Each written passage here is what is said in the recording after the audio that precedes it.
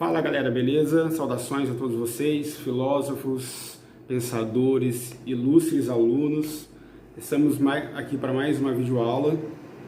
Vamos aí conhecer um pouco hoje da filosofia de um pensador muito importante, eu diria, se não o mais importante da história da filosofia, que deu um sentido antropológico para toda a história da filosofia, né? Eu falo do grande e ilustre pensador Sócrates de Atenas.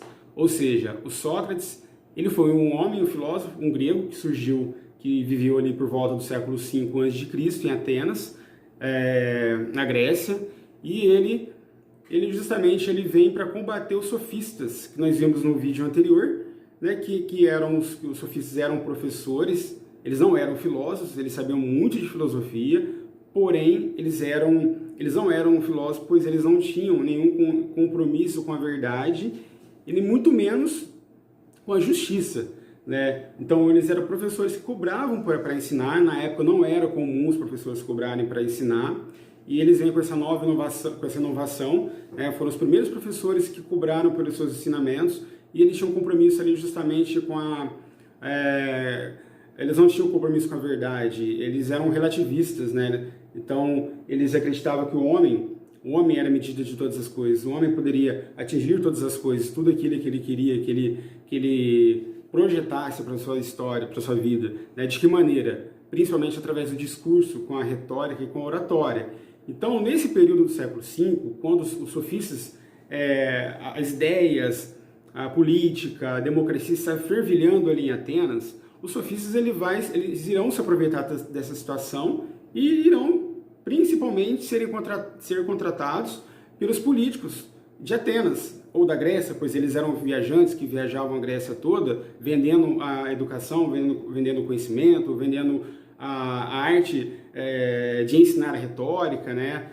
Então, o que ocorre a partir daí? Nesse fervilhão, nesse turbilhão de revoluções que surgiram, né, nesse período da Grécia, revoluções no sentido de inovações sociais, como, por exemplo, o surgimento da política, o surgimento da democracia, a organização das cidades gregas, surge um pensador que não era de uma família elitizada, ele não era de elite, ele era um pensador que ele veio de uma camada mais inferior da sociedade, ele era uma família mais pobre, né? O pai dele era artesão, a mãe era parteira, então ele surge ali justamente para combater os ensinamentos dos sofistas, né? Pois os sofistas estavam comprometendo a política, a democracia ateniense, né? com a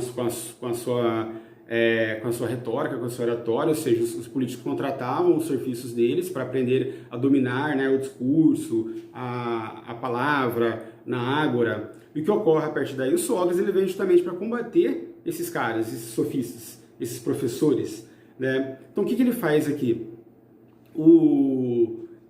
Qual é a principal tese, a principal ideia dele? O Sócrates, primeiro, ele não cobrava para ensinar, ele tinha um grande compromisso com a verdade. Então ele começa a viajar toda Atenas, ali nas praças públicas, ensinando as pessoas a arte do questionamento.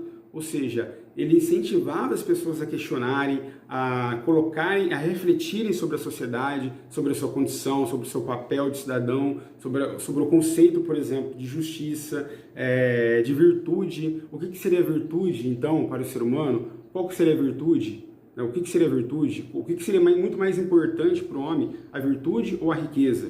Né? Então ele dizia que os bens materiais eles eram consequências da virtude atingida pelo ser humano, né? Então o que o Sócrates faz é que ele passa a incomodar muitas pessoas, principalmente pessoas poderosas da época, né? Políticos, grandes sofistas da época, né? Grandes sofistas, os grandes nomes dos sofistas, né? Da sofística, que ele passa a incomodar, porque ele começa a questionar, ele começa a incentivar as pessoas, ele leva as pessoas a questionar, principalmente a classe política, e a refletir sobre a sociedade e sobre o seu meio. Então, o Sócrates, qual que é a principal importância do pensamento Sócrates? O Sócrates ele divide a história da filosofia em duas partes. Depois dele, a história da filosofia ela muda, ele toma um outro itinerário, um outro caminho, uma outra uma outra direção totalmente diferente da que era até o período dele. Então, o período socrático, ele vai ser considerado, ou caracterizado, melhor dizendo, ele vai ser caracterizado como um período antropológico, né? Então, nós temos ali, no período da mitologia, ali, no período mitológico, o período mitológico é caracterizado pela cosmogonia, né? A cosmogonia era a principal característica ali do período mitológico. O período pré-socrático, século 7 ao século 5 a.C., ficou conhecido como período cosmológico. E quando surge o século 5 com Sócrates, o século socrático passa a ficar conhecido a partir daí ficou conhecido e ficou caracterizado como um período antropológico. Por que antropológico? Porque Sócrates ele vai trazer a filosofia para o homem, né? Ele vai trazer a filosofia para o próprio homem, para o cidadão, para o ser humano, para o sujeito, e ele vai se preocupar com questões éticas relacionadas ao homem e à sociedade. Então, a relação do ser humano com a sociedade vai preocupar muito o pensamento socrático. Quando ele passa a incentivar, ele começa a discursar, caminhar pelas praças públicas de Atenas, e começa a ensinar a juventude, principalmente os jovens, a arte do questionamento, o discurso, ele passa a incomodar muitas pessoas. Com isso, o que acontece? A questão antropológica, ela é caracterizada pela grande preocupação do ser humano com o ser humano, né? Porque se antigamente, outrora, nos pré-socráticos, a preocupação principal era com a questão da origem do ser humano, a origem de todas as coisas, por exemplo, os pré-socráticos, eles se preocupavam muito com a questão, com a unidade, ou seja, existe uma unidade na multiplicidade? Existe algo que une todas as coisas, características de todas as coisas, que existem em todas as coisas?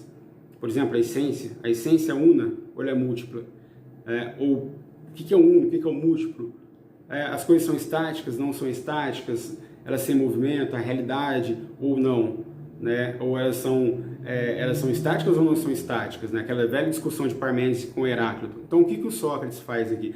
Ele dizia que nós nunca iríamos chegar num consenso. Então, ao invés de nós continuarmos discutindo essas questões existencialistas, ou seja, ao invés de nós procurarmos aí respostas, respostas, no caso, para questões que nós não iremos chegar em um consenso, o que ele dizia? Ele acreditava que nós deveríamos nos preocupar muito mais com nós mesmos, nossa relação com a sociedade, com o mundo em que nós, né, vivemos, com a nossa realidade dinâmica, que é dinâmica e social e política. Então, por isso, ele traz a filosofia para o homem, para o ser humano, por isso que o período dele ficou conhecido como período antropológico. Nisso, o que ocorre? A partir daí, todas as abordagens e as preocupações na história, ao longo da história da filosofia, vai ser voltado justamente para a relação do homem, do sujeito, com o objeto, ou seja, do eu com a realidade, com o mundo exterior. A relação entre homem e matéria, homem e mundo, homem, sujeito e objeto. Então, o Sócrates ele foi um grande influenciador ali ele influencia o pensamento de alguns principais filósofos. Por exemplo, ele foi mestre de Platão.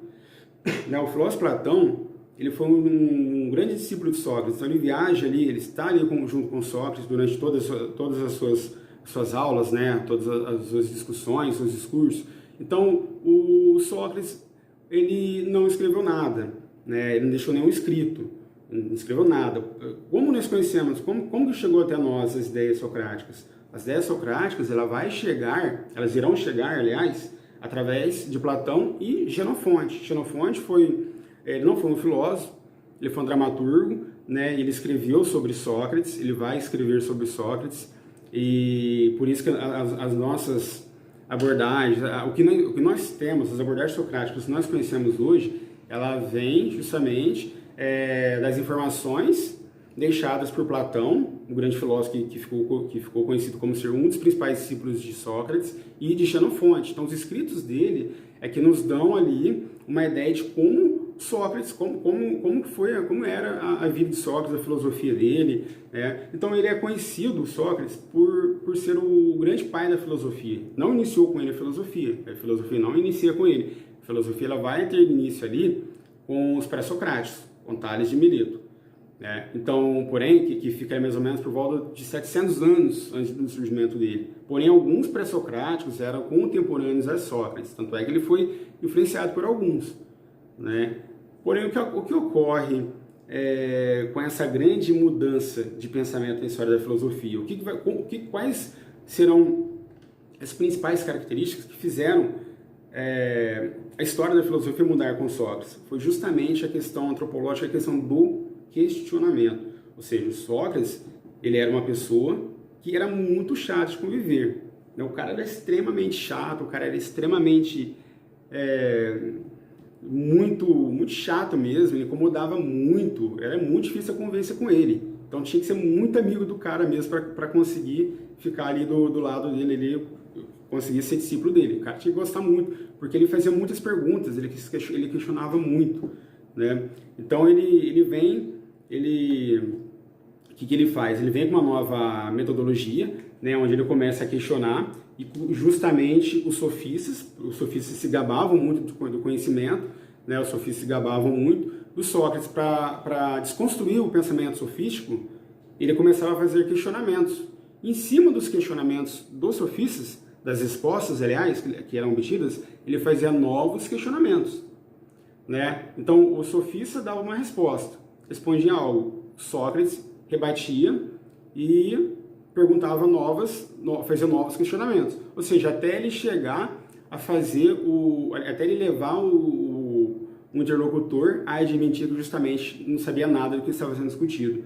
Ou seja, ele desconstruía os sofistas e diante da sociedade, os sofistas que se gabavam de ser sábios, os donos da verdade, os grandes mestres do conhecimento, quando ele admitia a sua ignorância perante toda a sociedade, perante Sócrates, sendo desconstruído pelos argumentos, pelos questionamentos de Sócrates, eles ficavam totalmente frustrados, né? Então isso incomodou muito os sofistas. Isso foi uma das causas aí da condenação injusta de Sócrates. Isso foi um dos argumentos que levou Sócrates à morte, né? Uma das causas, né? Então esse método do questionamento, de você questionar em cima da resposta obtida, passou a se chamar, ou chamou-se de ironia socrática. Ironia socrática. Por que ironia? Porque você está ali ironizando, né? A pessoa está te respondendo algo, em cima daquela resposta você pergunta novamente faz outros questionamentos, levanta outros problemas, para problematizar mais ainda a resposta dele, como se a resposta estivesse totalmente errônea, errada. Né? Então isso incomodou muito os sofistas. Né? E o Sócrates, o que ele faz? Ele, além da ironia socrática, ele vai ser o grande criador, o grande defensor do que ele chamou de maiêutica. O que é maiêutica? Maiêutica é o método que ele usava, né? É um método, vamos chamar de uma dialética, né, socrática, onde ele iria fazendo perguntas também, através do questionamento, e através das respostas obtidas, ele fazia novos questionamentos, onde ele levava o interlocutor, a pessoa, a atingir um nível de conhecimento muito elevado.